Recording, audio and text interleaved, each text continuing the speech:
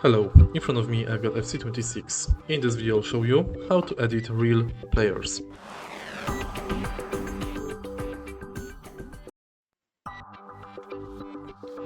In the beginning, let's go to settings of the game and now find create player.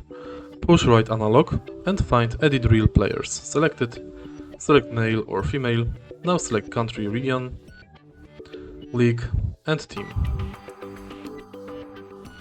Select player you would like to adjust,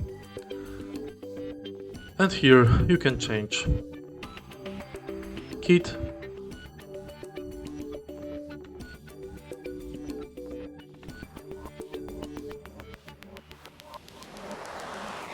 position and attributes of the player.